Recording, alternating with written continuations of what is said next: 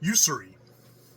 The men of Zonu hold that Yan is God, who sits as a usurer behind a heap of little lustrous gems and ever clutches at them with both his arms. Scarce larger than a drop of water are the gleaming jewels that lie under the grasping talons of Yan, and every jewel is life.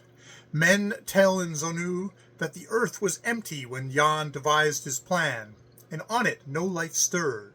Then Yan lured him to the shadows, whose home was beyond the rim, who knew little of joys and naught of any sorrow, whose place was beyond the rim before the birth of time.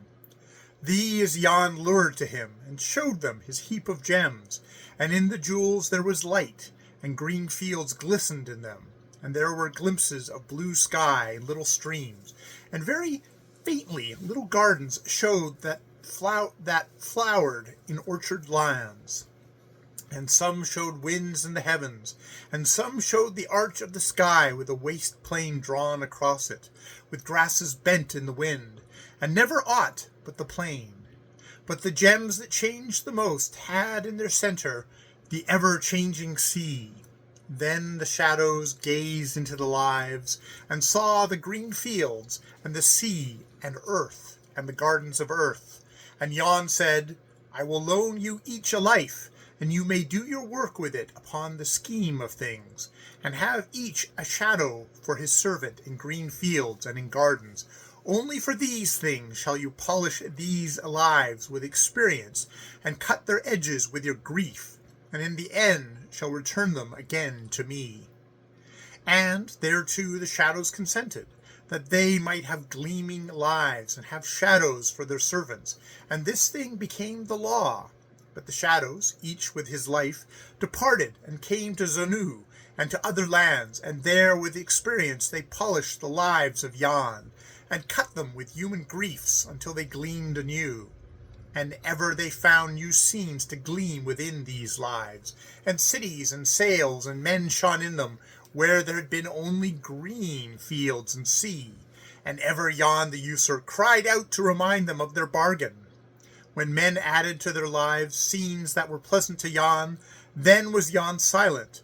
But when they added scenes that pleased not the eyes of Yan, then did he take a toll of sorrow from them, because it was the law. But men forgot the usurer, and there arose some claiming to be wise in the law, who said that after their labor, which they wrought upon their lives, was done, those lives should be theirs to possess. So men took comfort from their toil and labor and the grinding and cutting of their griefs.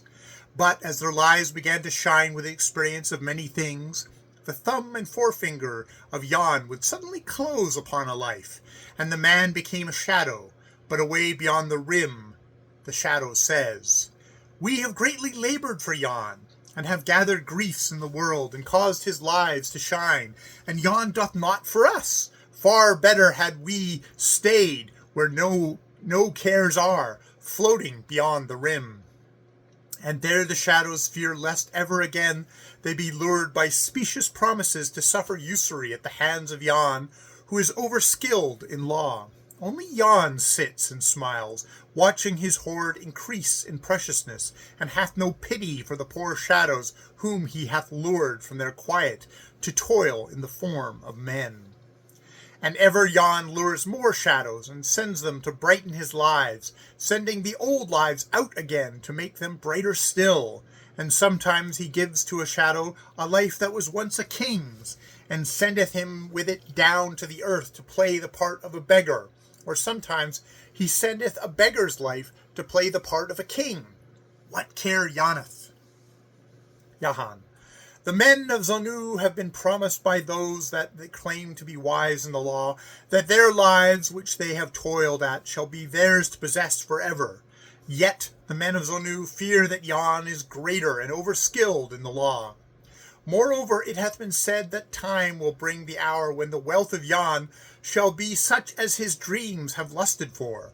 Then shall Yan leave the earth at rest and trouble the shadows no more, but sit and gloat with his unseemly face over his hoard of lives, for his soul is a usurer's soul.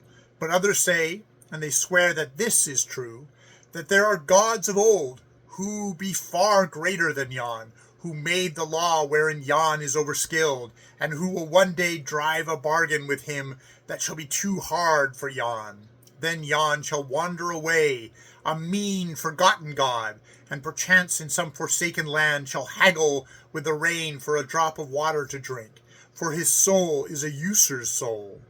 And the lives, who knoweth the gods of old, or what their will shall be?